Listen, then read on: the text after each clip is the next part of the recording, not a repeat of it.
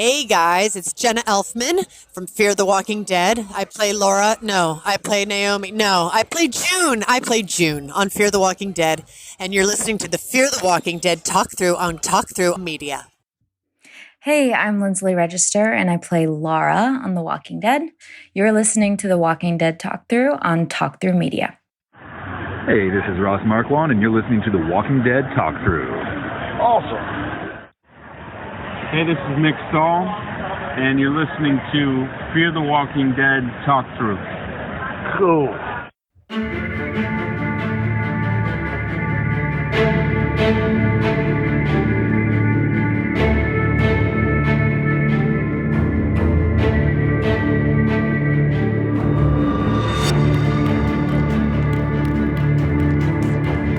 Hey survivors, welcome to episode 92 of Fear the Walking Dead Talk Through. I'm Kyle. And I'm LT. So we will be covering Fear the Walking Dead Season 7, Episode 9, titled Follow Me. We did not get any feedback that we needed to cover from the last episode, which was Season 7, Episode 9, titled Padre. A long time ago. Yeah, it's a very long time ago. So if I missed anybody's, then I'm sorry about that. All right, well, Fear the Walking Dead Season 7, Episode 9, titled Follow Me, written by Ian Goldberg and Andrew Chambliss, showrunners, directed by Heather Caprello, and description was Alicia fights off Arno and her worsening fever with a little help from a mysterious stranger.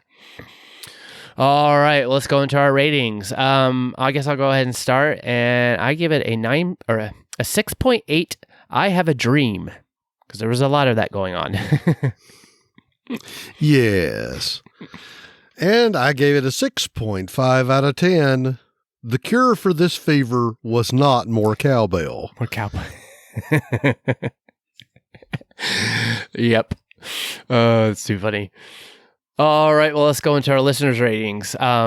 We got one from Deetta from Detroit, and she says, I rate this episode 6 out of 10 wonky dream voices and new people who were only here for one episode. Facepalm, facepalm, facepalm. What's the point? Yeah. I know, I was like, there's more. But wait, there's more. So Glennis from Toronto gives it a 9 out of 10 sound-offs. And this came from Erin from the internet, but I'm not sure if this was her rating because it was at the end of her email.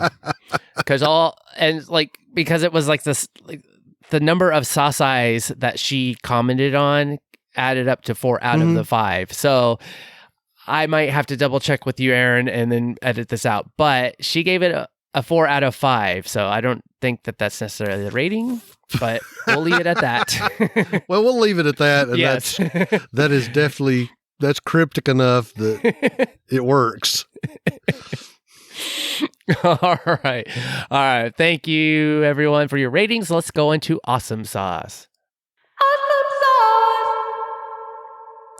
All right, our first Awesome Sauce comes from Deetta from Detroit, and she says, I guess seeing Alicia for the full episode, no matter how awful it was.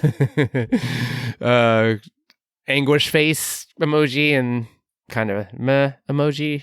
It's kind of a meh face. Yeah. Glennis from Toronto says the hide-and-seek kills in Paul's house and then outside the auditorium were good. Arno was nearly played if that speaker hadn't broken, and Paul playing out on his wife's bagpipes with an Ode to Joy rendition was fitting. Yep. Yeah, I think we all kind of can agree with some of our awesomes that Paul, the new character, was awesome. All right, next is Erin from the internet, and she says, we got an Alicia-centric episode after what feels like forever. No, I don't count that crazy AU episode from last time where she acted as if she was someone except Alicia Clark.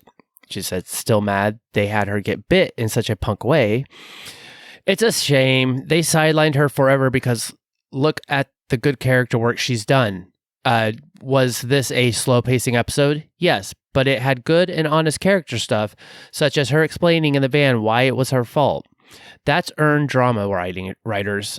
It's the eternal writing you have Morgan do each week, or oh, if only she had been the lead of the series post-Madison instead of them taking the series from both the characters and giving it to a guy who is never involved in our show. Hashtag always bitter about Morgan.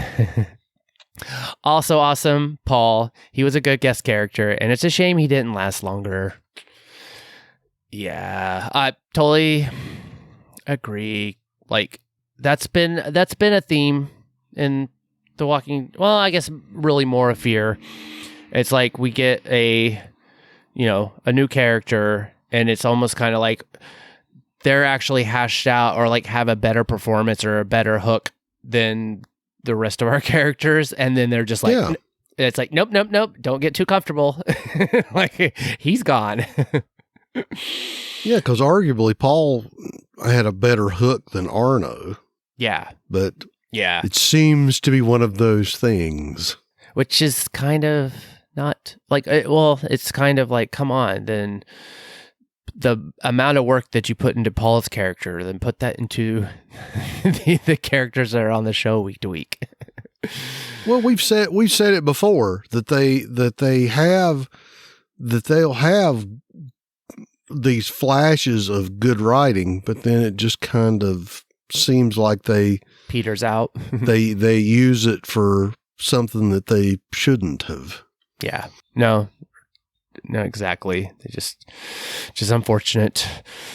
Oh, all right. Well, thank you everyone for your awesome sauce. So let's go into ours. And basically, I was just kind of like going to say same thing. And it was like Paul, because he was interesting and I wanted to know more about him. And like, I also wanted to like know more about him and his wife and like how they survived that long. You know, it was kind of like, I felt like there was just so much more like, okay, what did you guys do when everything fell, you know, and then how did you get to that point? Because we kind of got just the brief little deal, like, oh, well, his hearing and, I guess his wife basically died whenever Teddy launched the, nuclear missiles. Right. And then we hear more about like, well, he started losing his hearing, way, before, and how that caused strife between him and his wife. And just like, they were both musicians, it was like all this stuff. And it was kind of like, oh, like there's a lot here that I would like to know more about. So it was just, that was an awesome part of the episode, because some of the other parts, it just kind of was like, okay, Arnold or whatever, your beef with Alicia having her dreams, right? And Padre. And then the other, it's more. No, Kyle, it's Padre, Padre, Padre. Padre. Oh, and the other part, it was good to have another character that's like, yep, different. And like, he had his hearing loss, which he kind of stated was starting, and then he lost it all whenever the bombs went off. But it's just nice to see, like, it's another character like Connie, who, is deaf in real life, and then, a deaf character, and just how they interact in this world, because it is, that's the one good thing that this show does as The Walking Dead. It's like they bring in those kind of characters, because it's like, it's not just, it's, gives us more sides of like, oh, what's it like to deal in this world if you had, some of this like right issues. And like, I'm sure it's like a great way, it includes everybody, it's like, because really it's like, if this actually happened today, it's like, it's not just all everybody that just, looks great and in best shape and like knows how to shoot a gun and like whatever, it's like people that are actually prepared for an apocalypse. Yeah. So it's definitely is like good to see that as well. Yep. What'd you have? Well, this was actually always the hardest part of the episode with Fear at times, coming up with something for the awesome sauce. So this week for my awesome sauce, I start off with haggis in a can. The thing that I thought was so funny about it was that they made such a big deal about it. And when he was talking about, when I'm out scavenging for supplies, it's always easy to find haggis in a can. And I said, well, there is probably some truth to that. Because we've seen them eating all kinds of stuff out of cans, but it just never occurred to me that there's going to be some specialty store that you go through and the shelves are devastated except for, McTavish's Fabulous Haggis in a Can. I thought it was pretty awesome that of all the instruments he had, and of course the instrument that he played were the bagpipes. Being of Scottish extraction way back, I actually enjoy pipe music. It was funny that he was talking when they asked him, did you actually learn to play the pipes? He said, yes, he actually got a guy that was in a pipe band that actually taught him to play. Mm-hmm. And just like everybody else has said, I thought Paul was a very interesting character that I think to sort of play on and clarify the point I think you were making, I think it would have been interesting to see how they were doing before the nuke. Mm-hmm. Because it sounded like they were doing okay by themselves on their own, in their house. And it goes back to a question that we have asked on the podcast, both for the main show and for Fear, is, are there still little undiscovered pockets of people out there that are getting by that aren't, crazed mercenary types, or predators, or manage to hook up with some other larger group?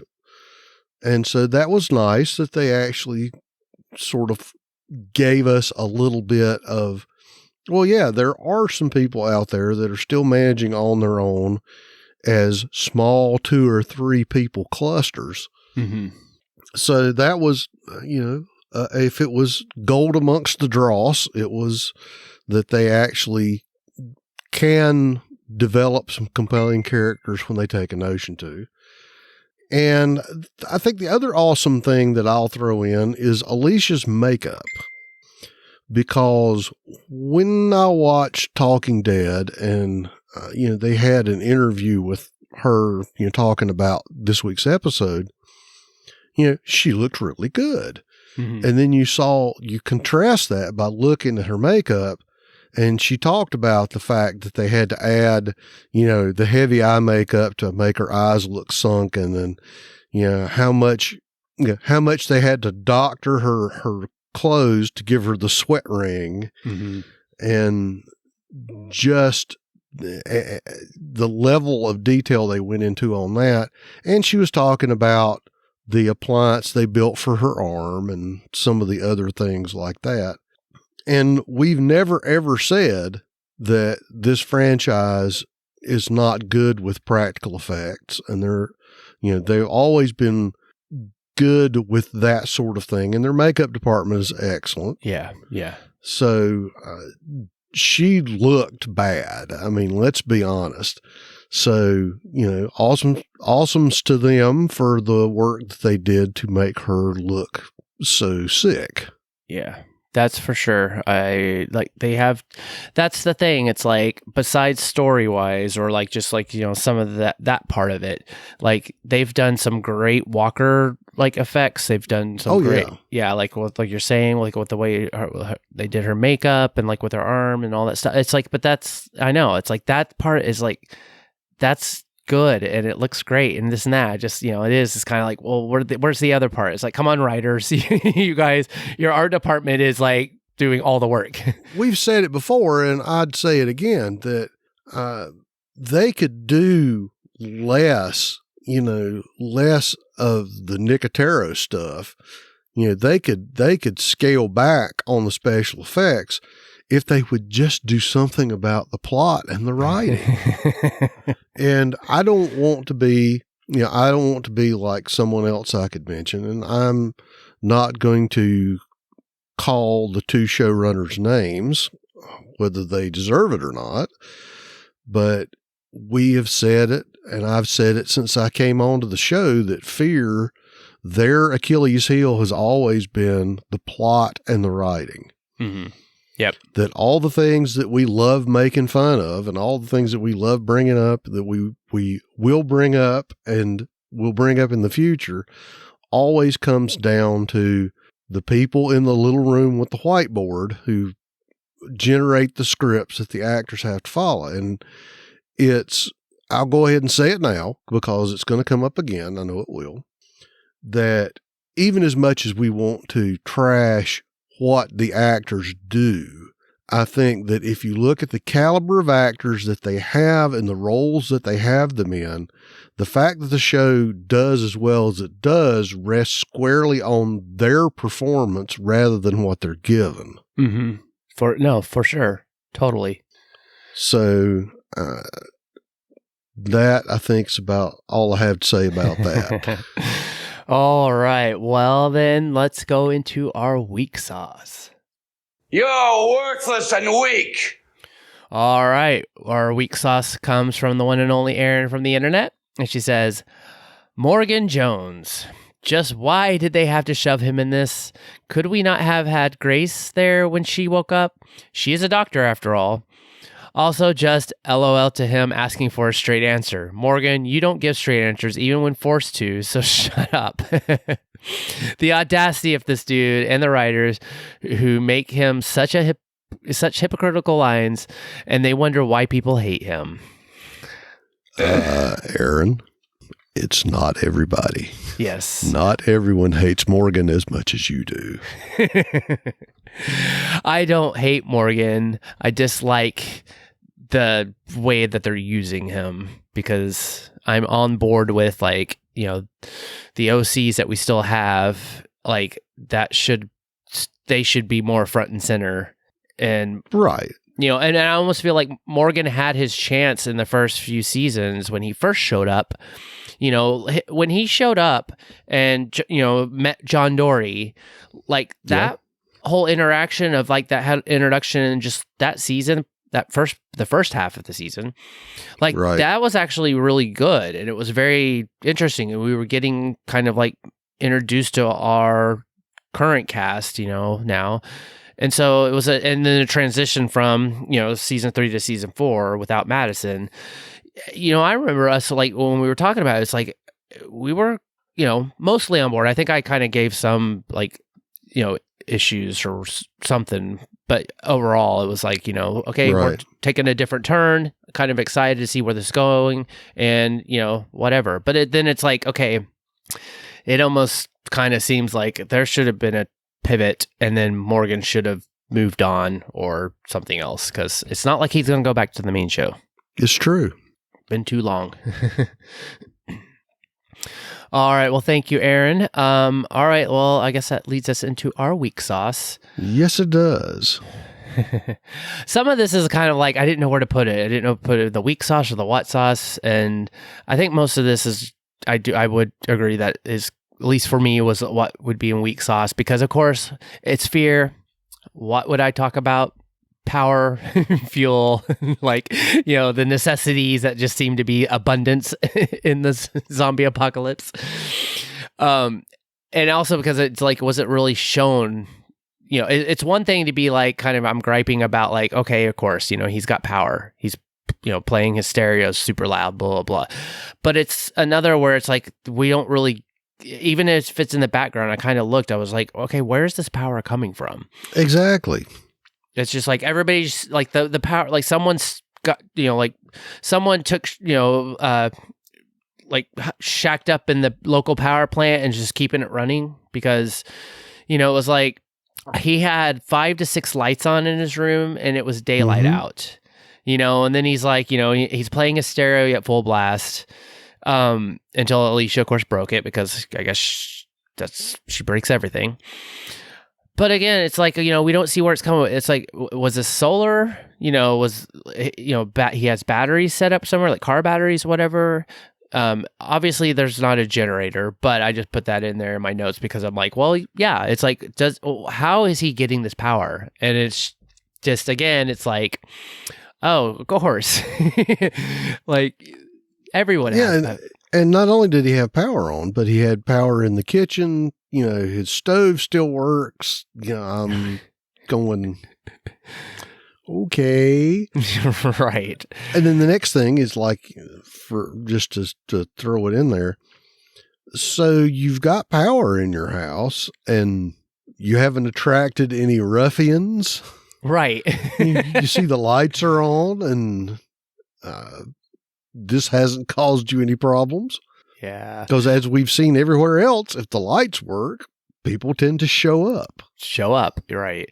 No, and that's the other part that I think my Dieta will get to one of her comments. But it's like, we don't know where this is. And I get that Texas is a big state and there's a lot of remote, like, like smaller towns, like less people. If a zombie apocalypse happened, I would feel like people would be that are from there would know how to kind of like, okay, we're just going to get away from the population centers. Right. So it's like, I can see where possibly like there's less people around. And so you might not have that, day-to-day meeting of new people. But again, you're right. It's like, that's when you have people that are basically surviving. And just like Madison did in season 2 of Fear, flipped on the lights to the hotel so that everybody can see, like, oh, hey, look, there's people living here. Like, come on, that's like, you wouldn't do that. Indeed. Oh, yeah, well, it's just, I guess, anyways, it's always going to be an issue. Well, and just like you said, at this point, so where he's at, he's still able to make runs and find things. Right. But hasn't run into anybody. So that kind of makes me go, Right. Does he just have the best luck in the world and the best timing in the world? Well, that leads me to my next week's sauce, because it was like, okay, so after all this time, he can still find supplies out there and go on a food run. And, it's like, we're like in 6 to 7 years into the zombie apocalypse or something like that. We can say 7 to pick a number. Yeah.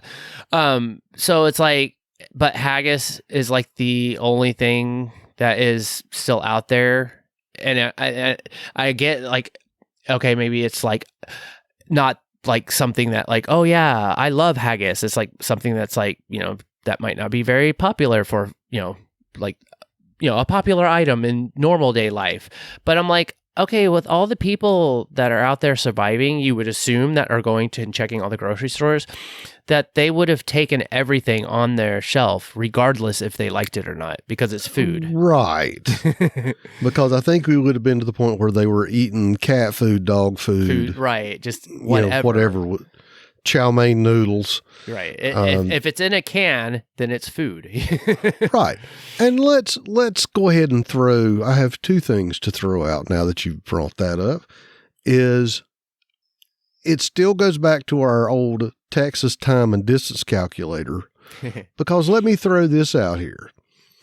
Just a few weeks of time ago, it's been, a long time between episodes, but let's just say for showtime, Morgan was having to go further and further away from the submarine to make food runs and wasn't finding anything and finding all these empty stores. So Paul was close enough that Alicia in her fevered, stumbly state could stumble and find him. But it's still far enough away that there are still stores with stuff on the shelves. And let's go ahead and add it in that he was close enough to the detonation area that the kaboom made his hearing go away. Right. So, I may not be a math major, Kyle, but some of these things just do not add up. Nope, exactly. They don't.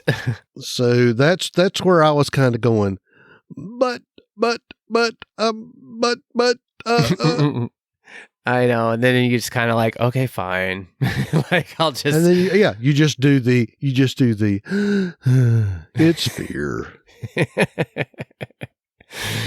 Oh goodness! And you just go ahead and say,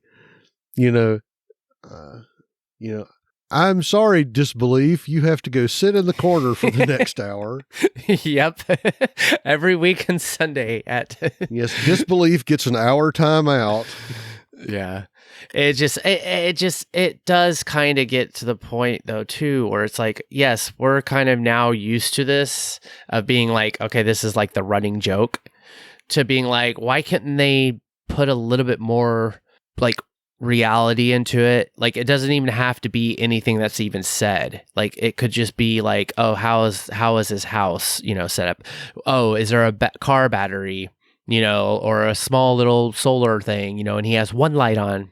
Yeah, it would have taken less than a minute of actual prop setup if we would have seen like a shiny solar panel on a tripod in the backyard with wires running off of it. Right. Or if he'd have just made a throwaway comment about, got to go flip the switch for the inverter. Right. And we would have gone, okay, I guess it makes sense now. Yeah, right. Because we're so conditioned at this point to just, if you just give us a little tiny something, we'll just kind of shake our heads and go, okay, sounds great to me. Yeah.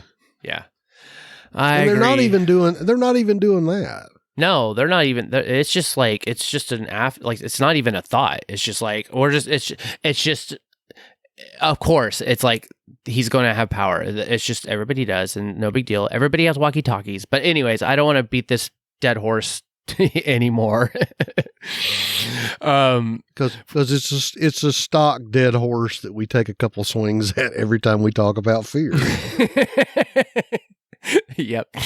All right. Well, I'll go on to my next one, which was just, maybe it's because I just really don't like Arno.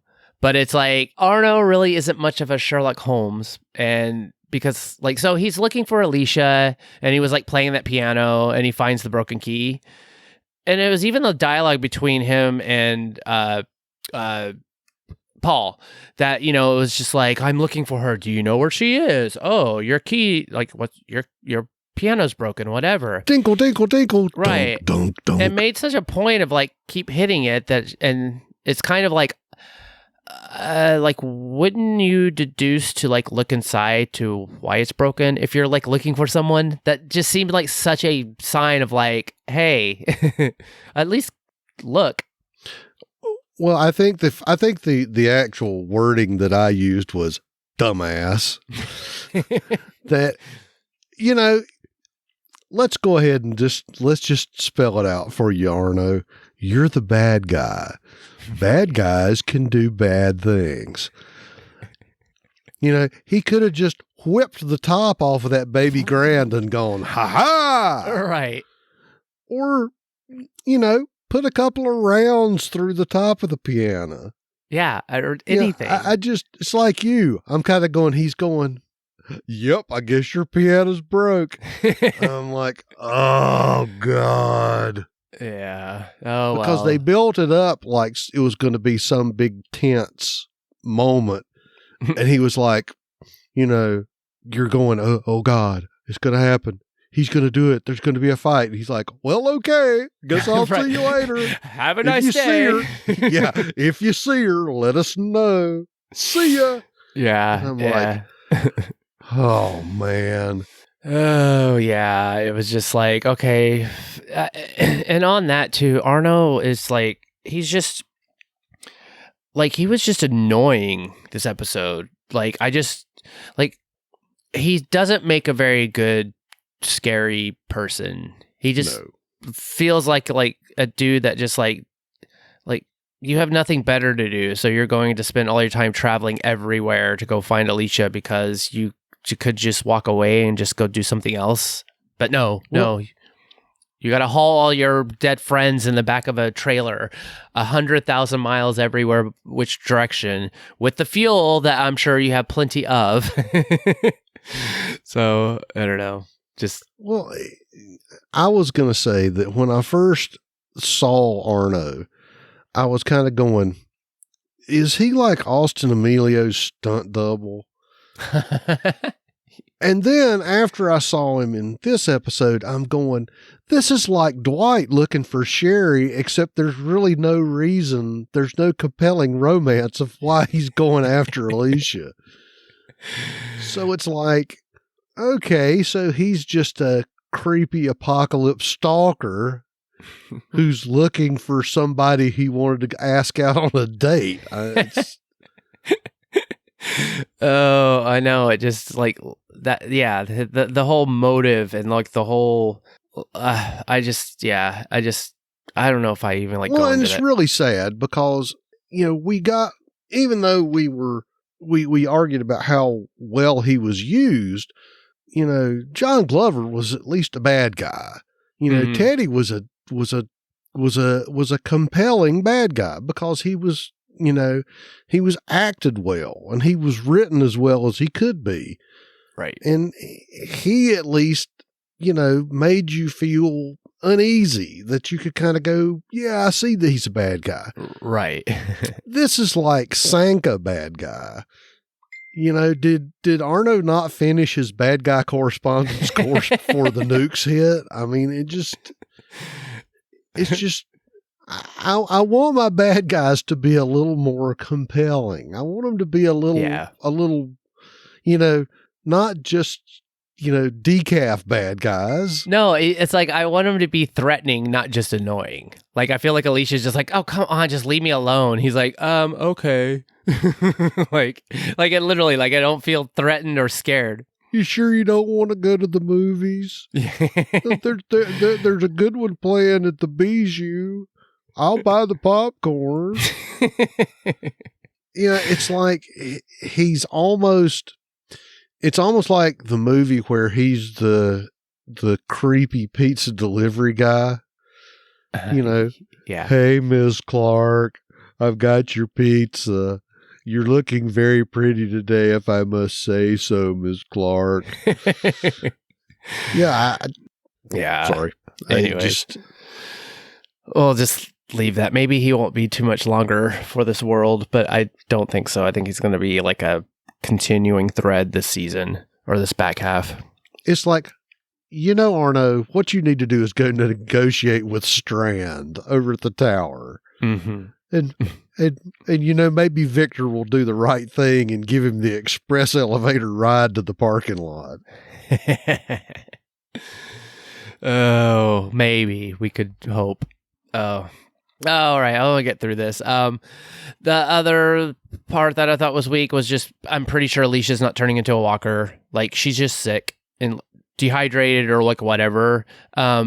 Because even again in this episode, the Paul was even saying like, oh yeah, like, oh, a bite. It's like, oh, you just like your wound around your arm or whatever doesn't look infected, and you do have the fever, and it's like, and also like, how long has this been? It's like, since she got bit, she was with poor ex-boyfriend. I already forgot his name. Will. Oh, Will. Poor Will. But yeah, I mean, it was like that was when they were still at the bunker, and to like now where we're at after the bomb's gone, so we're like many months, if not like, who knows, whatever, to like, okay, girl, a longer period, and this is air quotes, kids, a longer period of time than a day. Right. And like, basically you can't just make new things up and like all of a sudden make that canon. It's like, no, there's already like pretty like set standards of like, if you get bit, you get sick and then you turn, unless you cut your arm off or whatever. But it's like, even then it's like, she's not like, so it basically just eliminates anything about being afraid, like, oh no, she's going to die, and everybody dies and turns into a walker. But like, this is not what's going to be because of her death, if that's the case. Yeah. If she turns now, this will be the longest, drawn outiest. Yeah, if that happens. Remember after Bob got bit and got his leg cut off, that he lingered and he was sick and feverish, but he wasn't sick and feverish for this long. No, not at all. So anyways, I'm thinking like you that, she's just sick at this point. yeah, right. And that just eliminates the whole, if this is what they're trying to do. Because my worry is that they're playing this angle, trying to be like, oh no, she's she got bit and she's just sick, and like it's just taking a long time, or whatever, and then we know Madison's coming back, and so there's going to be a meeting between Madison and Alicia, or a reunion. Like, we know that that's going to happen, so it's kind of like, you can't then make this the reason of how she dies, and like have an Ophelia moment where Madison gets to see her right before she passes away after 6 months.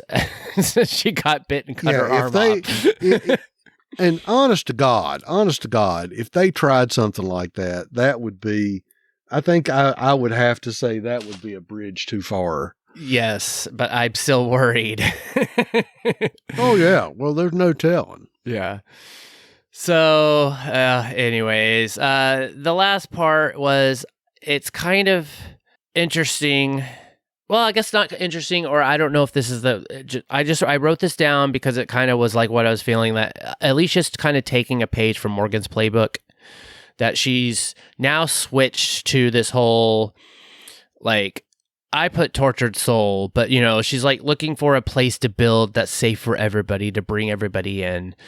And we got this from Arno that he mentioned, it's like, hey, you said that you knew where Padre was and that you were going to take us there and like create, take us to a place that we could, basically be safe in.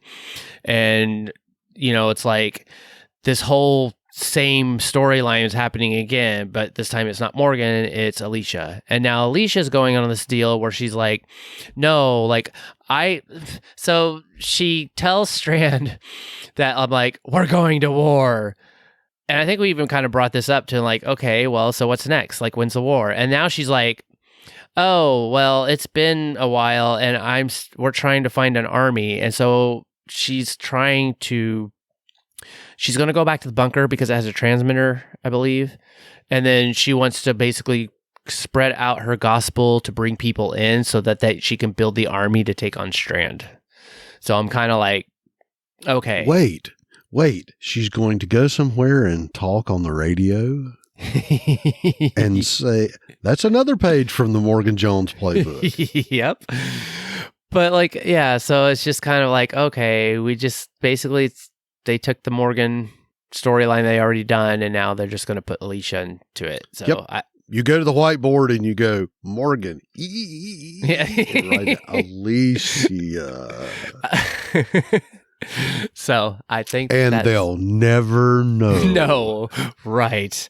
We would never. This is so. Oh, anyway. So yeah, I'll leave it at that. That's all I had for my weak sauce.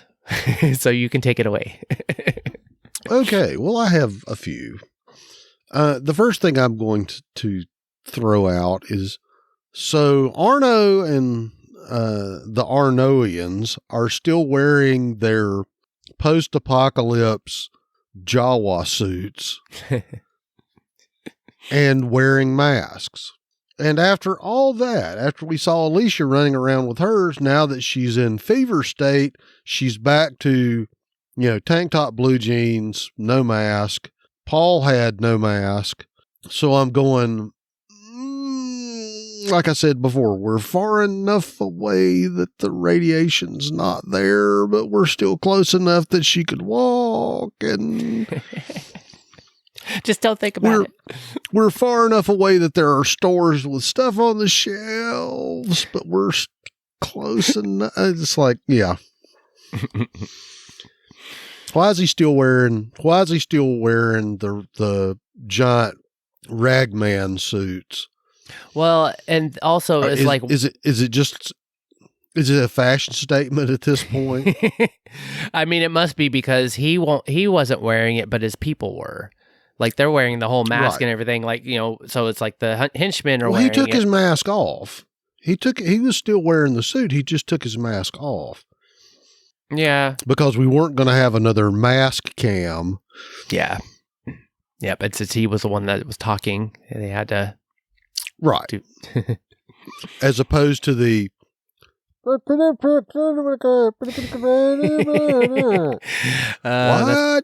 It's because they don't have their SAG card, so they can't actually really speak. It's true. It's true. It's like, just stand there and look menacing. Yeah, and we'll dub this over. The part when they're at Paul's house and he's going, I can have the stereo up because my house is soundproofed. And I was sitting there looking, and really the only thing I noticed he had done out of the way was like lean some mattresses over the windows.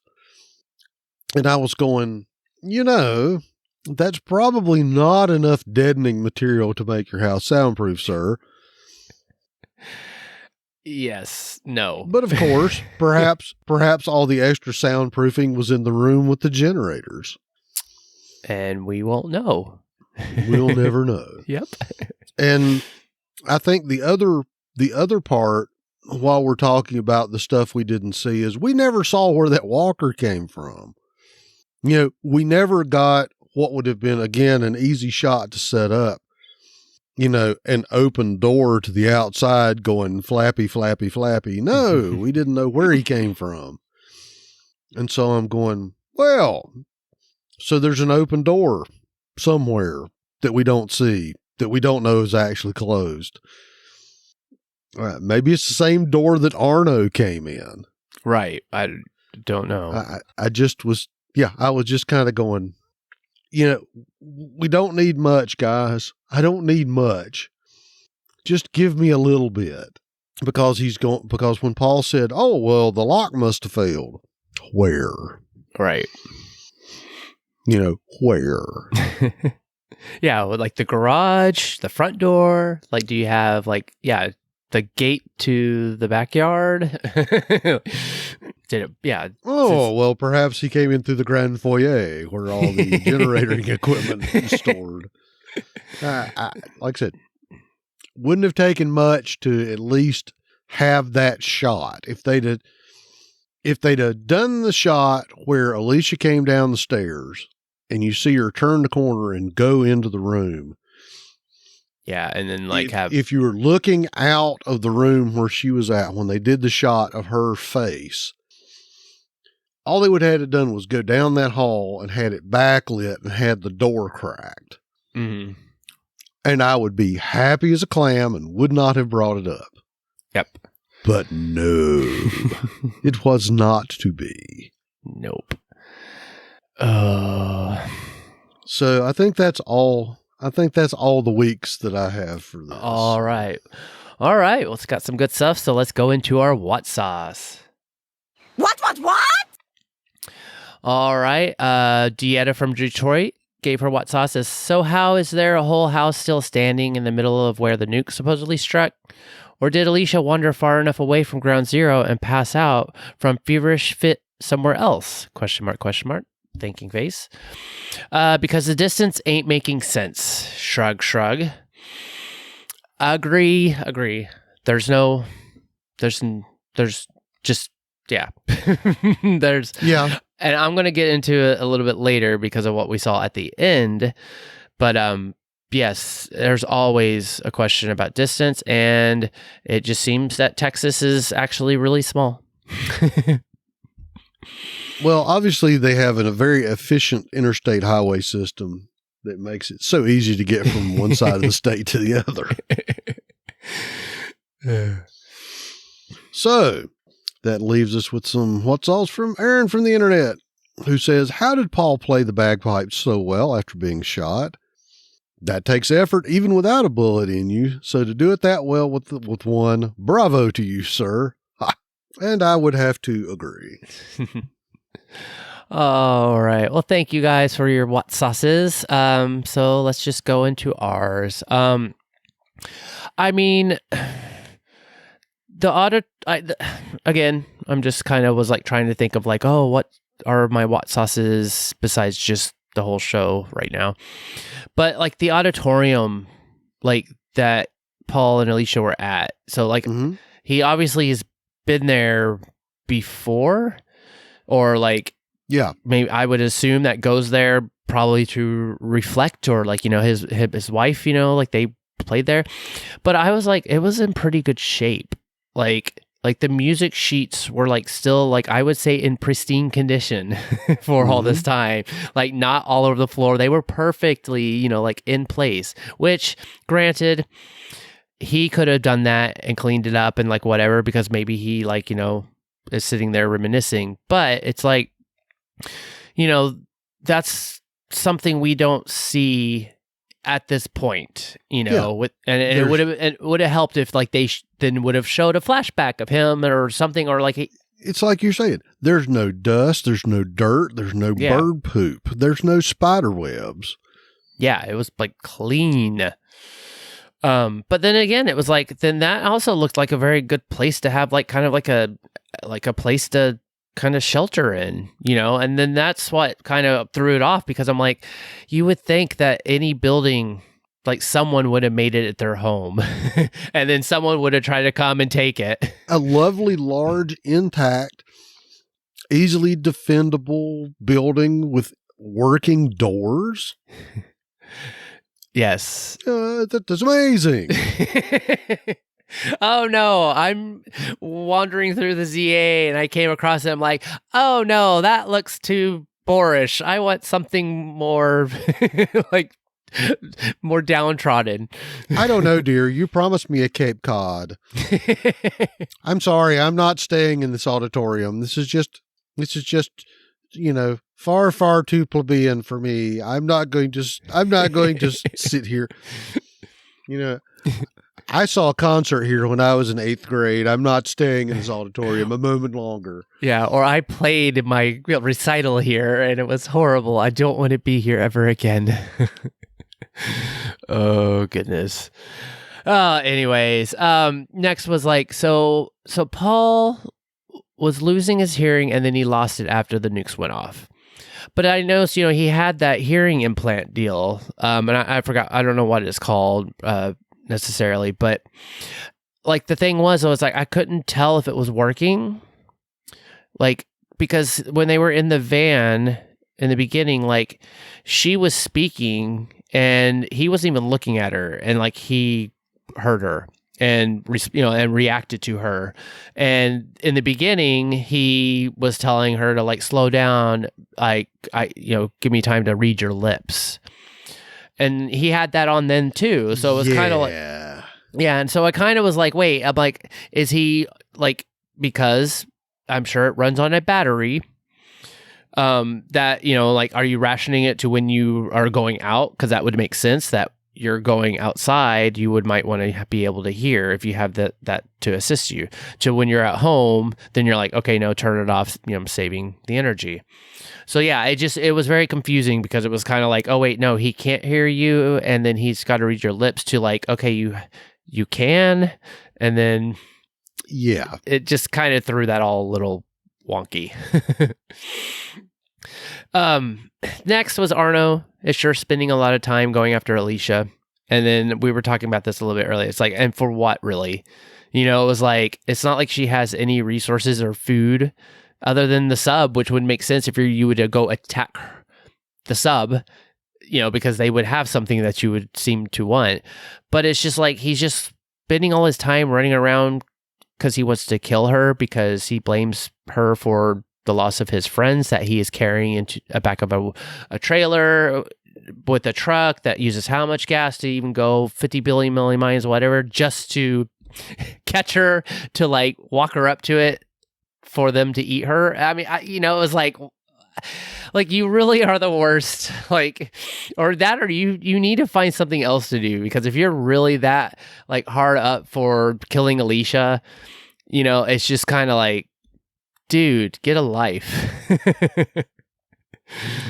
Well, it's a couple of things. It could be, you know, I was thinking about it going, well, maybe she borrowed, you know, his Jethro Tull CD, and he's like, I want my CD back. You said you'd give it back.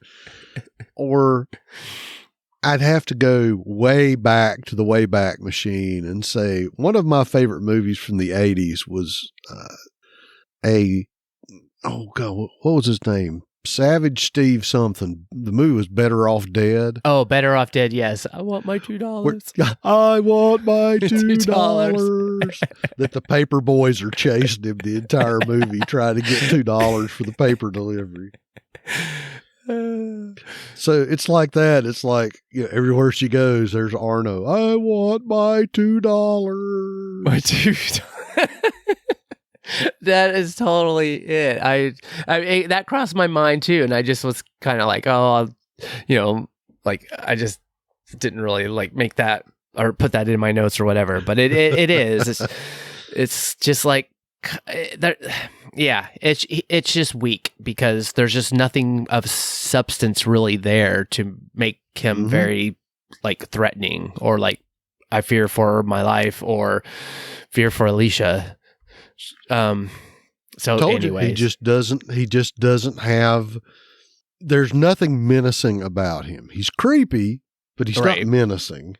Right. And he's just annoying. That doesn't really make it fearing, well, okay. The last thing, cause this is what, so the end, so there's a meteor crater and I immediately was like, oh yeah, and it's the only one that I know of, and it's the Odessa meteor crater. Mm-hmm. So here we go, and for what Dieta was mentioning about where the heck are they? Okay, so that crater is the only one in Texas, and it's 590 miles from Galveston. Yeah, it's a haul. It's a haul from there. And isn't that around the area of where Strand and the tower is? Because I remember we were looking at Texas City. See, my thing has been, I took the tower to be more like North Houston. Okay, but still Houston area. It's still closer, and I didn't take it as a meteor crater. I took it as a crater from the nuke strike.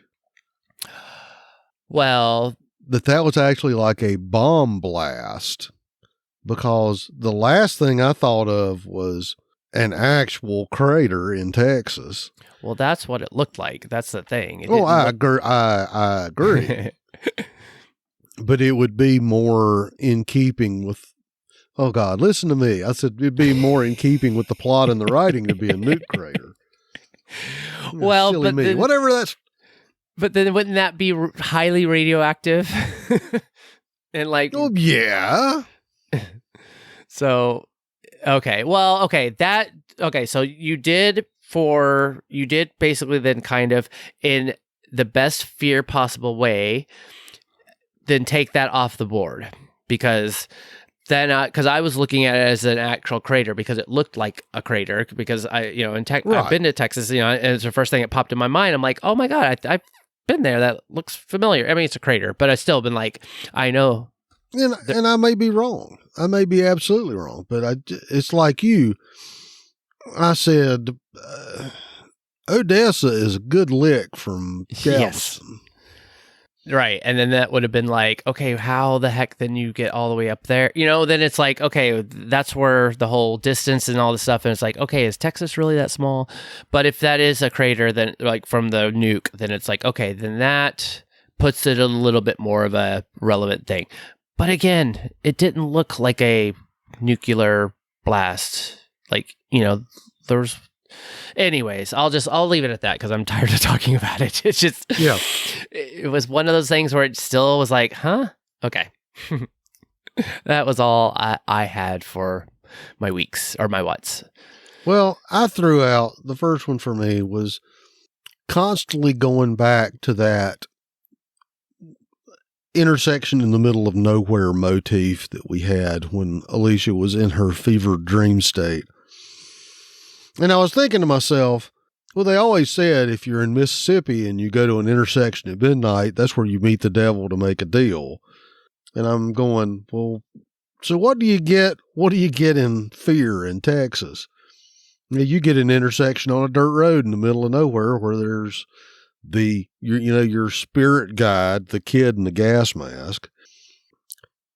I guess I would have liked to have seen a little different motif if she's actually fevered and hallucinating, because it makes me want to, take out my little notepad and sit in my leather chair and go, so Alicia, tell me, how long have you hated intersections?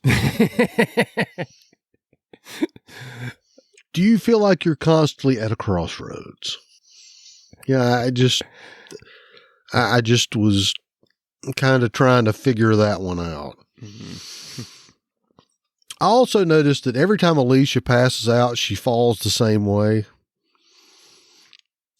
She always flops slightly on her side with one knee up and her one arm crooked and her other arm extended so that her head lands on her arm and her hair, pillows backwards so it doesn't cover up her face, so she's looking at the camera.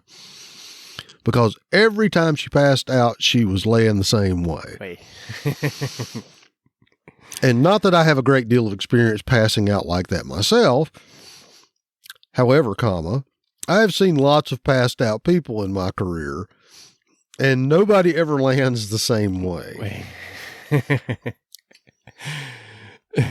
So I was going, okay, so we're down with the whole art film pass out. And when we were talking about her fever, just how many antibiotics has she taken? Paul gave her a bottle of pills. Morgan gave her a bottle of pills. She's sucked down enough antibiotics, to cure shore leave for the 7th Fleet, I think. And she still looks like she's dying. So it just made me wonder, because as always, we have drugs until we actually need them, and then we can't find them. Right. And I think the last point I was going to make is, so what about the mask, Alicia? As I threw out earlier, it's okay, so we're far enough away from the danger zone that you don't feel the need to wear your respirator when you were wearing your respirator last time, almost all the time, everywhere you went. Did the Milan fashion show come out and say, oh, well, masks are not in this season? Yeah, I just wondered. Yeah. And again, it's me asking for a little consistency, and I realize, well, yeah. Yes, that's not a thing. I mean, it does kind of go, I guess maybe it's like, okay, well, it's a little like, past COVID issues to being like able to, film better and, that kind of thing. But it's still, consistency would be helpful. Or something that we'd like a little, just a little, please. A little tidbit, just 2 seconds of why that's not really a big concern anymore. And then it's like, boom, done. Then you never have to wear a mask again. And we'd be like, cool. But no. Just like if they'd have had some scene where somebody was running around waving a Geiger counter going, well, it looks like the background radiation has dropped to X number of Roentgens per hour, the Gunigu indicator indicates that we're down to, only, 15 millirems per whatever. Just, throw a little technobabble at it, and and then we'd be done. Then we can all go, well, I'm glad that's over with. Take it off. No, totally. It'd be so easy to do. Oh, all right. All right. Well, I guess that is it for our what sauces. All right. Well, we're going to kind of attempt to add another sauce because the fun little, this is Brian actually came up with this. Well, no, just because so this is not necessarily like a what or a week. It's just more of outside of the show plots and stuff like that. It's just like a WTF moment. So we're going to give this a try.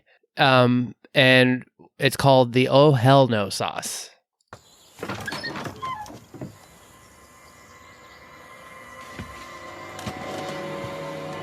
Oh, hell no. T-Dog. All right. Which I didn't have anything to add in there. So like I said, this is going to be a work in progress if we keep it or not. But we did get one from Deanna from Detroit, and she said her oh hell no sauce was, what kind of plan was this anyways? I'm going to turn my music up so the walkers can hear it and come. Then they will attack Arno and his crew. But how are we going to escape? There are walkers coming in the house with Arno's people from all angles. It makes no sense. They destroyed a perfectly good house for nothing. Guess our people are constantly staying in a submarine. Facepalm, shrug. And then she said, overall, just a dumb, disturbing episode. Upside down face, thumbs down, angry face. Yeah. Yeah. I just, again, I was, we'll leave it in for now because I feel like maybe as the season goes on, there might be more like other places to just have some more fun with it. All right. Well, thank you, Dieta. So that leads into our sad and awe sauce. Aww. Well, I guess we're going to start our sad sauce with Aaron from the internet, who says, Paul dying. You knew it was coming the whole time, but it was still sad when it happened. It says also in the vein of sad, Alicia is leaving us again after we just got her back. I get we have focused on other characters, but we haven't seen her in forever, honestly, compared to them. So to have her and then she's gone again is a bummer. It also makes me feel even more this is it for Alicia with the series, because someone who is still dedicated to a project is going to skip out this much. And yeah, you can say this is some COVID hangover, but still the fact she doesn't hype the show like she used to, and Alicia is rarely in it anymore. So it makes me think, even if she doesn't die, she's going to leave. They don't use her like they should have, so what does she have to stay for? Yeah, it's easy money giving. They're just renting her image essentially because they don't give her actual storylines anymore, and if they do, half the time she's second when she should be the first, or not really in character, so the money isn't worth the unhappiness anymore, I guess. If Strand dies, then Coleman is gone, and they stupidly released Kim, so her group is gone. Yes, Kim is returning for a bit, but it's not like Madison is getting her show back to make it worth staying around, so yeah, I can see ADC leaving more and more, and honestly, I'm to the point where I'm not going to say she should try and stay anymore. Be free, Alicia, you've earned it, and I'm sorry they never did the character the respect she deserves in those latest seasons. Yeah, sad. It's sad. It's like, and just, bringing up the Madison deal, we know that, like, she's coming back. We probably won't see her till probably towards the end. And then they're going to be the season 8, which will then be, according to the showrunners, is going to like they keep saying, like, she's going to have an impactful role, or like, make a, like whatever, it's kind of, we don't know like how far they're going with this season wise. Like, we know there's one more season, but is that the last one? And it seems like they should be starting to tie things up to kind of get to wherever this is supposed to go, to either lead into the movie. Because, we have the CRM, which spans all of the series. So they're, and this is, still before, where we're at in The Walking Dead, like several years back. Right. So they have room to do some good stuff to fill in those gaps that we're not getting in the main show.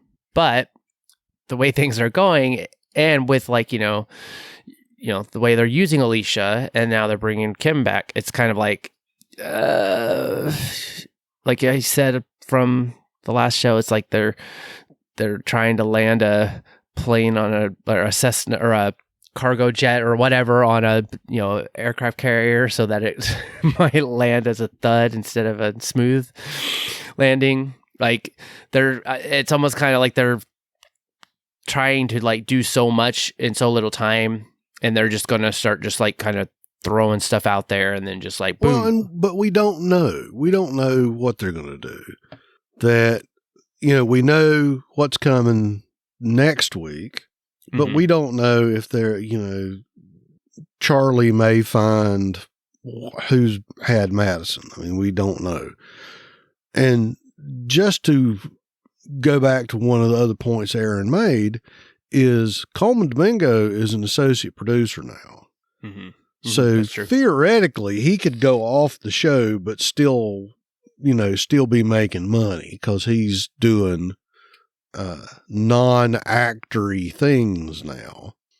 But the other side of it is if he's associate producer, he may have more clout to keep himself alive. So I don't know. I don't know. I think we'll just have to wait and see what happens. My point is, I think you can't fully count the COVID stuff out because this leg of the production is stuff that was done as the restrictions were being lifted. Right. And as we said about the main show, that you can tell a difference in the episodes once they started being able to have more than 2 people in a scene. So I'm hopeful that we're going to see some changes because of those things being lifted. Yeah. I agree. I feel the same, that I'm like, okay, this was around the time. So it might still feel a little off being like, oh, it's just these 2 people on these scenes, whatever, that we'll start getting the full group back and like then more stuff happening and more bigger groups and like, whatever. So, I mean, we shall see.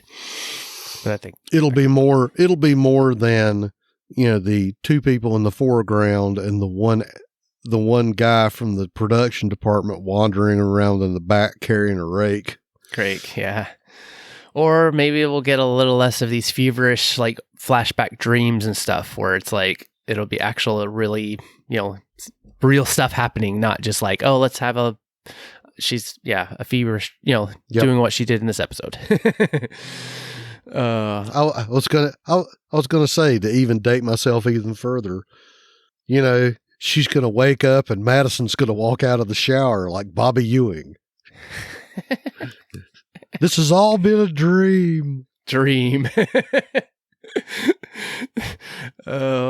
like an Eggo? Oh, and I was going to say, for all you young people, there was a TV show once upon a time called Dallas.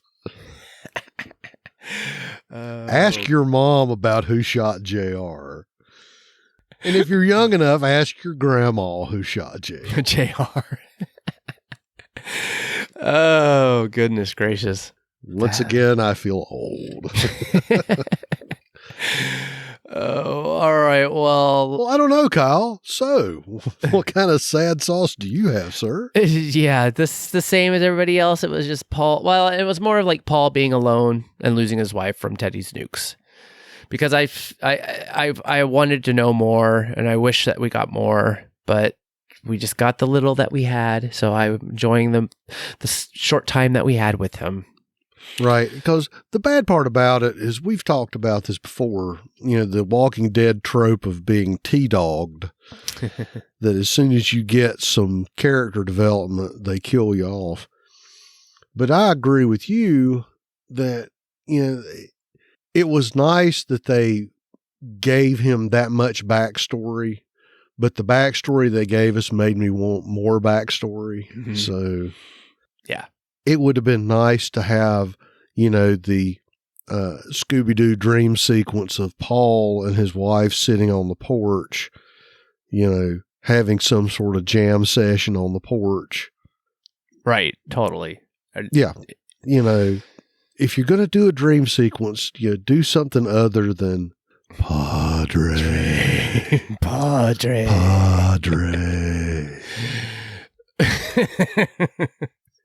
And yes, I did that to a friend of mine who's a Walking Dead fan at work. We were talking about something. He was on the phone and I just stood behind him going, Padre. Padre. And he just looked at me and was going, gave me the big baddie eyes.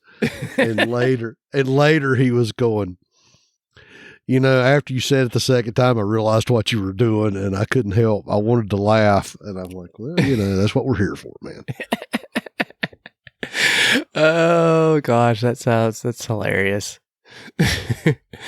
Oh, did that come over was he on the phone or something? Like talking to somebody? Yeah. If that came over and then like, what's that noise?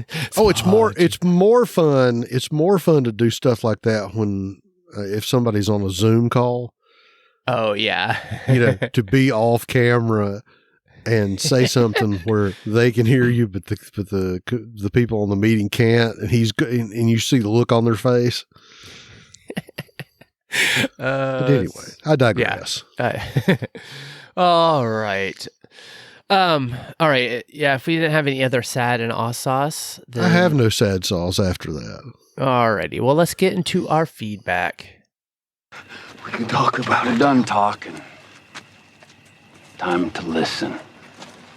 All right. Well, we didn't have any voicemails. Renee, I'm going to make a side note. She, as we said in the last episode for The Walking Dead, she's still, she's dealing with her husband and family. So hopefully she will join us in a few weeks. But I told her that if she feels up to it or whatever, to email any kind of feedback and stuff like that, definitely put it in. But she did mention that she was like not going to be on social media for a little longer. So we miss you, Renee. Hope all is well, and can't wait till you get back.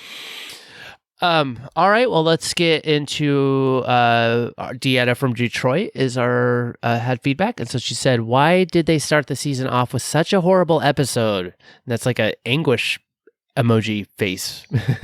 That's almost like a yuck face. I wish these things would like tell me what they are. I mean, they left us a good cliffhanger. Alicia saying we are going to war. Agreed. Then open the season with a feverish dream episode about what? Padre? What the hell? Then to top it off, we meet a new character, Paul, who is deaf but likes really loud music. He needs to feel it to drown out thoughts of his dead wife. So when Alicia wakes up and sees that a zombie is about to bite Paul, Alicia kills a zombie, but inadvertently knocks over Paul's stereo and breaks it. Really? This is a story they want to tell? Or facepalm, thumbs down emoji. And actually, she didn't inadvertently. I think she threw it down. So she broke it on purpose. Long story short, Alicia has to help Paul find another stereo because he won't let her go until she does. They become friends. Alicia asks Paul to join her in finding Padre. Paul says yes, but we all knew that wasn't going to happen because he dies saving Alicia. Hashtag red shirt. Only one episode. Rolling on the floor, crying, laughing. Yep. And then she put this on the Facebook after, I believe, after Glennis, made her feedback, and then she put this in a question, so I put it here. And she's asking us, like, quick question, guys. So are they saying that Alicia and Arno left the perfectly good bomb shelter to look for Padre and followed Walker they thought was going to lead them to Padre? Or was the shelter damaged after the bombing, so they had to leave and follow the Walker thinking it was going to Padre? Because how is Alicia responsible for the death of Arno's people? Because when we met Alicia, she had a group with her, and I thought those were the people from the bomb shelter. So why is Arno chasing her down, and did the death of his people happen off screen? Wasn't the trucker chick and lab chick supposedly got rid of them when they attacked Strand's building? That was Arno and his people, right? So confused with the show. Yes. Well,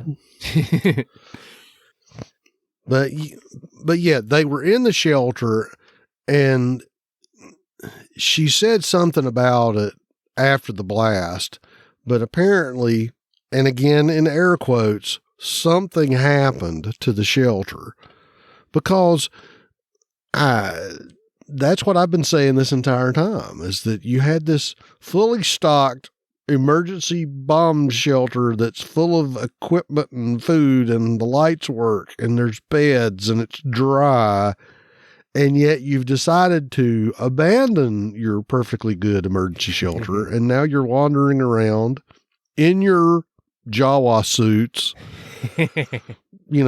roaming the wasteland. And it's just, why? Right. They do that a lot. And too. yeah, there's questions that we still don't really have good, nice, clear answers to. Yeah, because it's like, so whatever happened in the bomb shelter is when they split.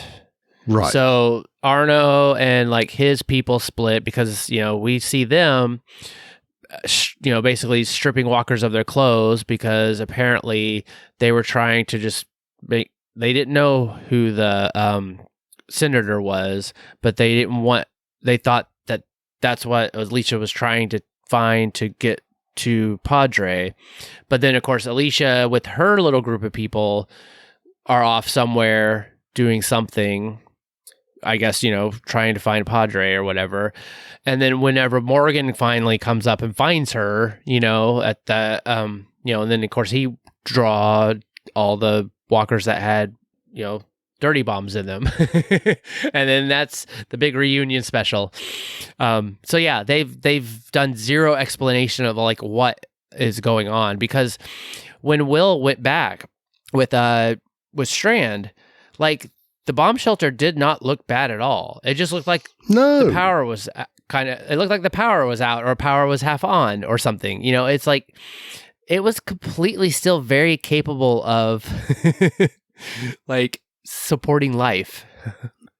Right. And I'm going, okay, so you didn't water your tomato plants and your tomato plants died.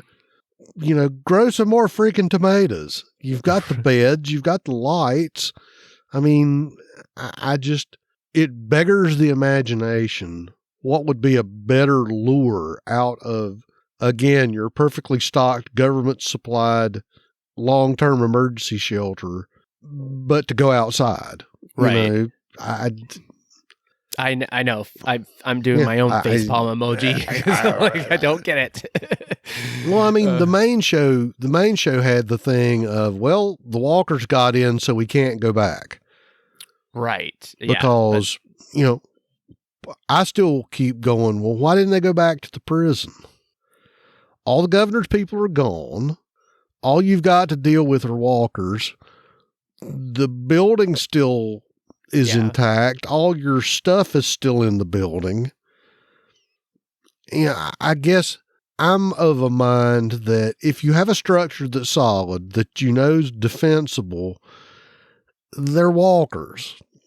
You can figure out ways to contain them and get rid of them. Deal with them. Yeah. And a fence can always be repaired and rebuilt. Well, but then that goes back to the same reason that it used to be The Walking Dead, that every time they got a car, something had to happen to it. Yep. You've heard me rant about cars getting bricked where they wouldn't work. It's the same thing. It's almost like, again, with the adventure game motif, is like, oh, you've gone on to screen 4. You've gone off that part of the map and you can't go backwards on the map. Yep. Sorry, you can't go back to the prison because the portal is down. You're in level 4 now. So, I don't know. Yeah, does not. Yeah, they brush it off and they don't ever come back to it. And it's just kind of like, that's it. That's just what it is. So, we move on. Yeah. Well, after that curious segue, we've got feedback from Glennis from Toronto. And Glennis starts out, I really enjoyed this episode with the music, the surreal feel, and wondering what the real and what was a figment of Alicia's imagination or dreams. Alicia grappling with her hallucinations on whether they were real or imagined, or what she was seeing, or what she is seeing her future in a way, with the masked kid appearing to help her out. Was that her mind manifesting up her future child, like Grace did just before she lost hers? With the earplugs Paul had placed in her ears at the start of the episode, it was like she was experiencing what it was like to be deaf, especially in her feverish state. That one scene where she was escaping down the road framed with trees, that was very similar to the road she dreamt about when chasing after the walker. The vibrations of sound when Alicia woke up at Paul's place was done in such a way that the viewer also experienced a little what Alicia was going through and could get a feel of what Paul was dealing with in living in a soundless world. It made a change, creating huge sound in the world where everything needs to be deathly quiet in order to avoid the walkers. Although, with the above being said, I don't quite get it that they had to go back to Paul's house and lure Arno there to kill him. It would have been much better just to leave altogether and go back to the sub. There would have been ample sound systems there for Paul to tinker with. And she says, wasn't Arno always the enemy as he was back at the bunker? When did Alicia ask him to join her fight Strand or the tower? I don't recall Arno ever being with Alicia at the encampment Alicia was leading when Morgan met up with her, and then they all had to flee because of those exploding walkers releasing radiation. The split had already happened. Arno was one of the ones that was driving the exploding walkers. Mm-hmm. So Arno going around with a truck full of his dead friends is like Charlie's old group did to use running folks off and taking over communities. So Arno is going to play the Pied Piper and get those bioradiation walkers to follow him all the way to the tower. Ooh. At least Paul is now with his wife and no longer hears her screams, so that voice is silenced. Oh. Yeah. For Alicia to make her own Padre and this time listen to her inner voice is good, but I still think Padre exists since there was that folder entitled Padre in the Senator's bunker. Yeah. It makes me wonder, if you've got a folder that says Padre on it, maybe you should look inside. I mean, right. Don't you think if they were going to go to the trouble to make a big, well-marked folder for stuff, that it would at least say where it is? You have a map, perhaps? But didn't you crack the code? Wasn't it people are dying, run east? Wasn't that what Padre stands for? Yeah. Oh, gosh. I was thinking people are dying, run elsewhere. Oh. Yeah. That is, again, it's like, oh, wait, that was like completely like shown. And I think I actually used it as the screenshot for the Padre episode. That it's like, and it had lots of papers in it. So there's got to be something in there that says like, hey, go this way. Or there's at least a map. I mean, CRM has maps. You would think. CRM was big on maps. Yeah, they were. And as I said before, and I know you rolled your eyes, and I'll say it again, I would take a page from my favorite Western swing band, Bob Will and the Texas Playboys. You know, he was going back to Tulsa. And whether you like it or not, as an Oklahomian, I would still say you're going north and slightly west, which is away from where all the bombs landed. Right. Oh, goodness gracious. I do have to comment on the whole, just how they played Paul's, like some of his scenes, with the sound and like, I guess, with Alicia with their earplugs and like feeling kind of like what that feeling was. 'Cause it was a similar to just a tiny degree of like what we saw in the Connie episode. That was like so good. But there was a part where, so when Alicia was captured by Arno and he was trying to basically feed her to the, trailer full of walkers that he brought. Yep. That Paul had his gun and, when he was starting to shoot, like they did play with the audio to where it was like, you could, it's like when they show whenever like a bomb goes off and everybody's ears are ringing and you can't hear anything and stuff like that. And they did that treatment when it was his scene and him like, shooting everybody or trying to or whatever that. So like again, the art direction, the production, like they do these things that are really, really good and, add so much to the episode. But then on the other side, the writing and the story and stuff like that is like what's lacking. And it's just kind of like, can't you it's like you do some really good stuff, but then it's like it just gets let down because the story's not there. Oh, anyways, well, I guess it is what it is. All right. Well, thank you everyone for that you gave feedback. So that goes. Do you have anything else to say that you want to add that's outside of what we've already talked about, which was a lot? I do not, sir. All right. Okay. Spoiler alert. I'm going to read off some of what. So there's of the spinoff, The Dead in the Water, that was available last week before Fear. So if you don't want to hear it, skip ahead. I'm going to add this as a chapter mark too, so that you can just skip ahead. So warning you, spoilers. Okay.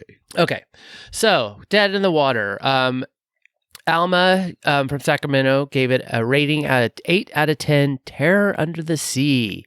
Shock emoji. Under the sea. Under the sea. I need that bumper. Awesome sauce. Zombie apocalypse starting in close quarters was intense and pretty scary. I used to be a submariner's wife, so I've been on a real sub. Oh, that's Submariner, sir. Submariner's wife. So I've been on a real sub. Okay. I'll have to edit. Well, whatever. Everybody knows I can't read very well. Oh, I just have to say though, one of my biggest fears, and I've had like almost like lucid dreams, but it's just stress dreams or whatever. Going to work without your pants on? No, it is being on a submarine and just knowing the fact that it always is like I'm like might drown or something happens and the water rushes in. It's like one of my biggest fears. I will never ever go into a sub ever. Like the idea of being like, I'm not really claustrophobic. It's just the fact that I know that there's like all this water on the outside and it can come in and just basically kill you. So I Alma, I don't know how you did that. But she goes on, she said the claustrophobic element is real and I couldn't imagine it with walkers. Scary face emoji. I felt for the guys not knowing anything and getting vague orders while at sea, cut off from everything and everyone. That emergency blow was cool. Weak sauce, I didn't like how choppy the episode felt. And I would say, yeah, that's probably because of how it was done. Yep. So, next we have Emma from the UK. And she says, I agree, 8 out of 10, those wobbly bastards. Then she goes, P.S., spoiler alert. She has awesome, always good to see the beginnings of the ZA when no one knows what's going on. Cool to find out a bit about the mission the sub was on and what they were being asked to do. Riley is a fast learner. It was also good to see his backstory and how he found Teddy. Weak. They didn't explain precisely how the sub ended up on the beach. Grr. Yep. That they did definitely jump through. Ran out of time, I guess. Well, and Brian had mentioned it, and I think I had mentioned it. That was one of the cool things I liked about The Last Ship. Yeah, I have not been able to watch that because it's not on streaming, or I don't know if it's on Hulu, but I don't have Hulu. But like, it's one I want to watch. Yeah, cool. And like I said, I give it 2 big thumbs up. Highly recommend. All right, and next comes from Mark, and I put the one and only Kirkman, LOL, who used to be host with me and Brian on The Walking Dead and Fear.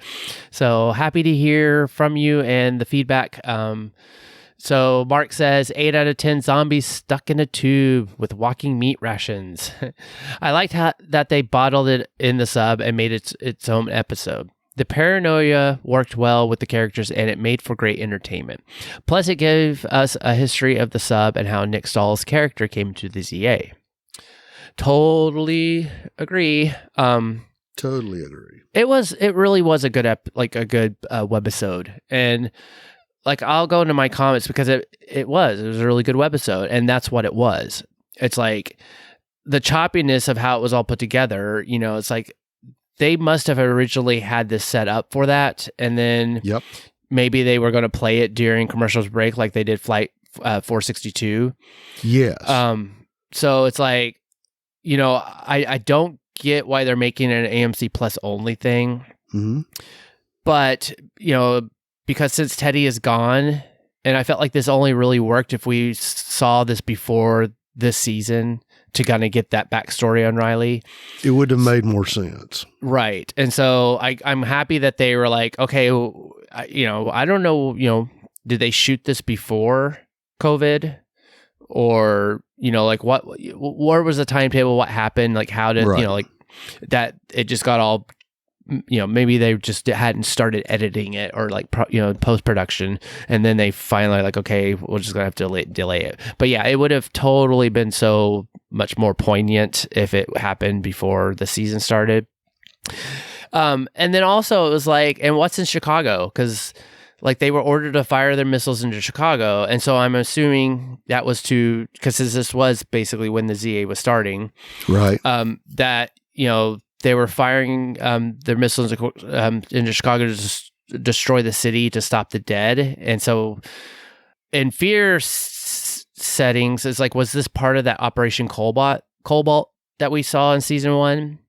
Or, you know, was this something similar to what we saw in the flashback scenes on The Walking Dead of Atlanta getting bombed in Chupacabra?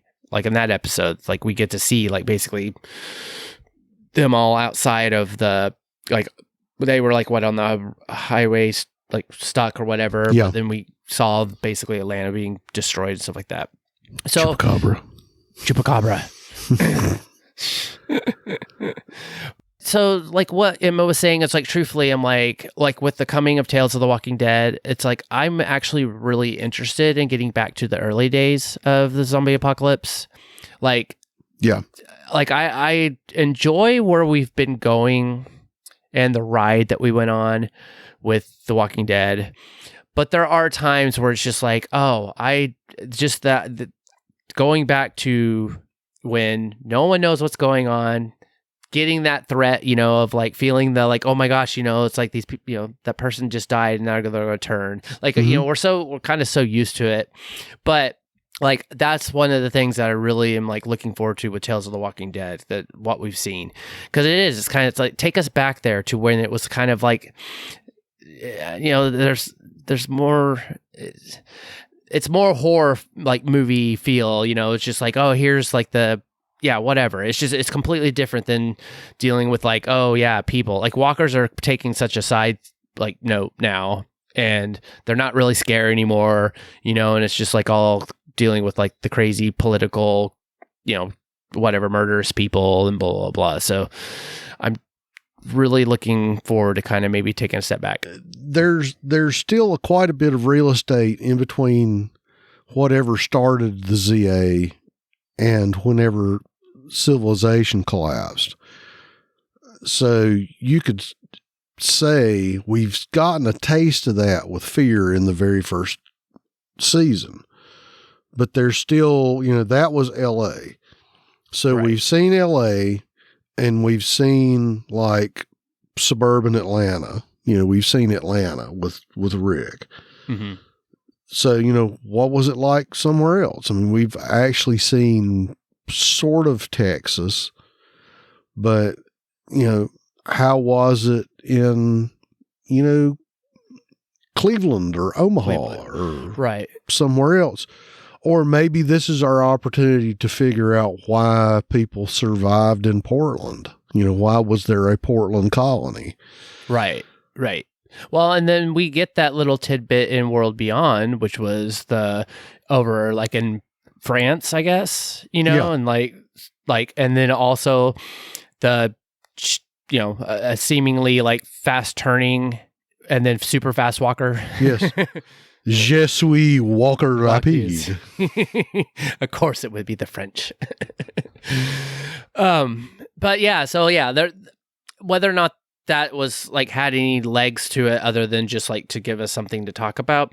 Yeah, there's still a lot more going on that I would love to see, like what was happening over in New Zealand or Europe, like give us another like what was it, 28 days later kind of thing, and just kind of take us back there again. Well, and you do bring up an interesting point in that you can think of several places. I mean, you could do Walking Dead Oahu.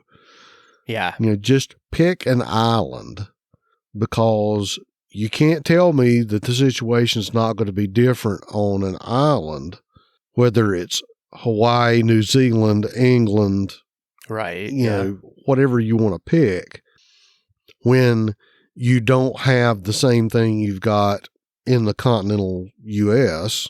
and North America, that if you go far enough, you can just keep going into Canada and you've got lots and lots and lots and lots of places to go. Yeah.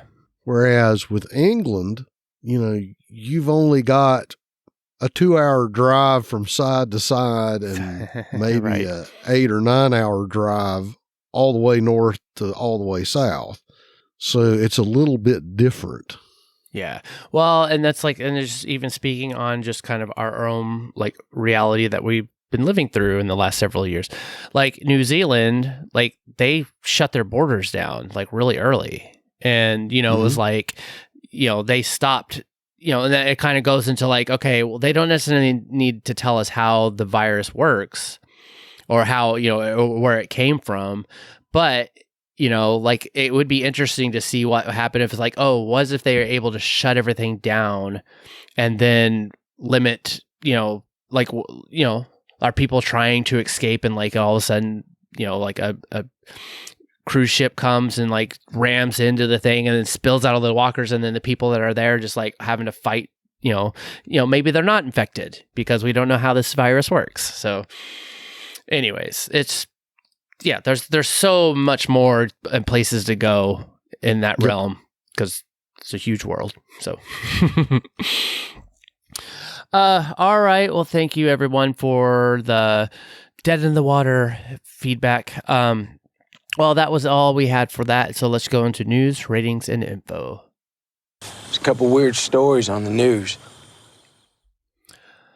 All right. Well, actually, ratings for the Fear the Walking Dead kind of stayed actually fairly steady compared to, it's been a long time. So that's probably at least kind of helpful or nice to know that it's like the same kind of ratings are basically the same as when the finale or mid-season finale ended.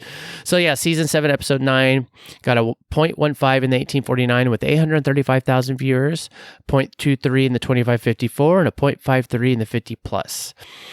So compared to the mid-season finale, finale last episode, season 7, episode 8, which also got a 0.15 in the 1849 with 837,000 viewers, a 0.22 in the 25 to 54, and a 0.52 in the 50 plus.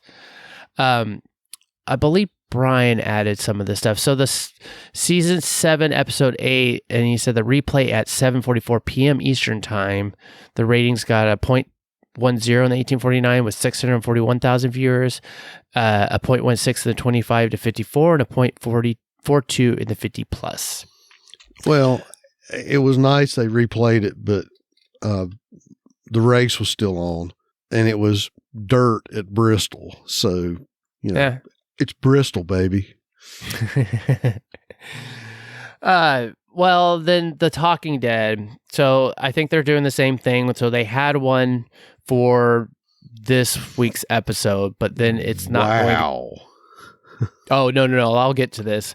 So The Talking Dead will have, they had their episode for this week's episode of Fear for the premiere, but it's not going to come back until, I believe they're not going to do it again until the finale. Correct. Correct. We won't get any more, so I won't have any more ratings for this, but, which it kind of stinks, but whatever. Well, the sad thing is... Season 7, episode 9 of The Talking Dead got a 0.03 in the 1849 with 150,000 viewers this week, compared to well, I guess it's not actually WoW, it's the same. Season 7, episode 8 got a 0.1 or 0.05 in 1849 with 271,000 viewers this week or that week. It's because they freaking showed it at 11 o'clock. Yeah. And we've talked about that. And it's like, if they're going to do that, then it's going to suffer. Come on, AMC. Come on. Yeah. They just don't like that show. I don't get it. It's kind of. I don't know if they don't like it, but they don't understand why we're pissed off that we're not watching. Right. Because it's kind of like your little feedback show, like what we do on the podcast, should come right after the episode that aired, because that's like when people are going to still be watching it and the ratings would be good, but they'd rather do a Badlands. All right, well, on to the parrots. The Walking Dead stayed at number 10 this week. It rated 38.8 times the demand of an average show versus 37.2 times last week. Star Trek Discovery entered the digital top 10 at number 9 with a 25.1 times.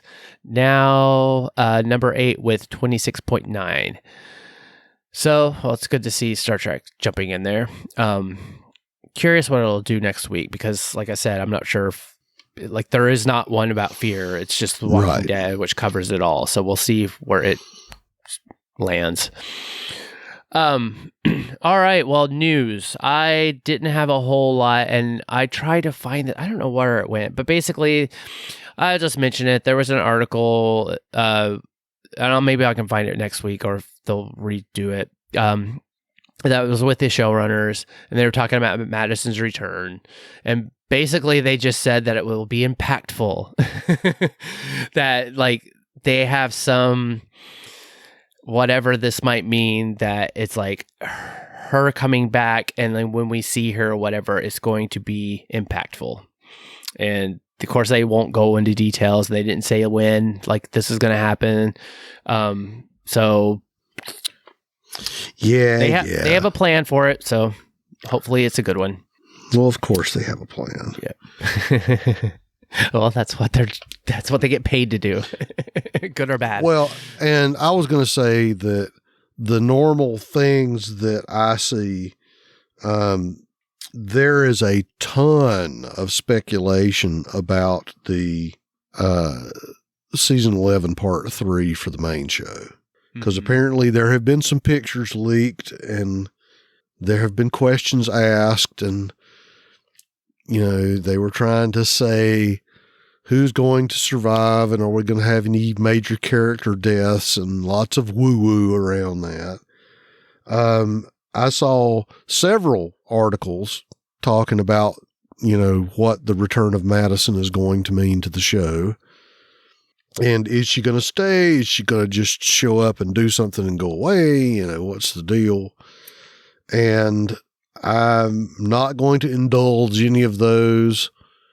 I will just say that I hope that this is going to be good for the show. I hope that it will make some of the cranky Madison lovers a little less cranky.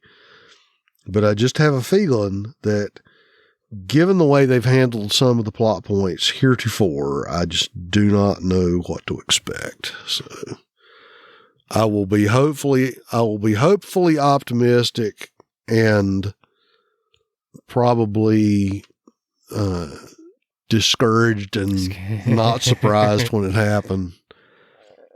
But I'll be here doing my thing. So yep, and I will be here too.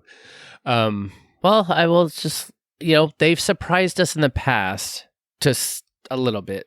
So, I mean, they have their moments. I can't completely dish on them and say that they're absolutely 100% inept all the time. They do have their flashes of inspiration. They just don't flash enough at times. We'll just have to see. Yep, we will. All right. So we want to encourage you to follow us on Twitter and Instagram. That's at WalkingDeadTTM. To submit your theories and feedback, most people post in our designated episode thread in our Facebook group. That's facebook.com/groups/WalkingDeadTTM. You can send us email. That's walkingdead@talkthroughmedia.com. If you want to send us feedback, you can use our feedback form on our webpage. That's talkthroughmedia.com/feedback. If you'd like to leave us a voicemail, you can call area code 216-232-6146. Remember that all of our new episodes are on YouTube. Just search for Talk Through Media and remember to subscribe and click that bell, and additionally hit that like button. So if you hit the bell, you'll get notified when the new videos drop. And those videos go out to YouTube first before the podcast does. And to support us, you can like and review the Talk Through Media Facebook page. You can find that at facebook.com/talkthroughmedia. And the best way you can support us is in our Patreon. You can find that at patreon.com/walkingdeadtalkthrough. And we would like to thank our Patreon supporters, Clint McCollum, Renee Murray, Deetta Patterson, Guy over there, Lawrence Todd, and me. Hello, Kyle McAdams. Remember that Deetta, Clint, and Renee will be getting an early version of this episode this week. You can also subscribe to us on Apple Podcasts or your podcast client of choice. And while you're there, give us a rating or review. You can also leave us a review at podchaser.com. And there you can actually rate individual episodes or the whole podcast. And as always, remember to share our posts on Facebook and Twitter when we post them, or tell a friend. Word of mouth is the best way to get us new listeners. What else is going on at Talk Through Media? Well, Brian and Ruthie are covering Star Trek Picard and Star Trek Discovery, as well as Star Trek Strange New Worlds. You can find them over at StarTrekDiscoveryPodcast.com or StarTrekPicard.com. And at the Facebook group for more information, you can find that at Facebook.com/groups/Star Trek TTM podcasts. And if you'd like to support them, they also have a Patreon for those podcasts. You can find that at Patreon.com/Brian and Ruthie. You can also find Revenge, Deep Space Nine, and Prodigy covered by James and Kim, and Star Trek Lower Decks that is hosted by Brian, Kyle, and LT. All right, the next episode we'll be covering is Season 7, Episode 10, titled Morning Cloak, written by Nazrin Chowdhury. Corduroy? That would be Fear the Walking Dead, Season 7, Episode 10, Morning Cloak, written by Nazrin Chowdhury and, it's that Kalea Michelle Stallworth. Chowdhury. Well, I was about to say Chowdhury, but I was trying to. Anyways, directed by Lenny James. So, Aaron, you'll have a fun one with that, I'm sure. He's back on the director's helm. Wonder if that means he's not going to be in it, because it is a Charlie episode. Description is Charlie agrees to help one of Strand's rangers on a mission for the tower. Oh, Charlie. I cannot wait for Charlie to meet Madison. That should be fun. You're so mean. I forgave Well, then again, I wanted Nick to die, so yes, I forgave Charlie. All right. Well, so until next time, I'm Kyle, and I'm LT, and this is Fear the Walking Dead Talk Through. Good night, everyone. Good night.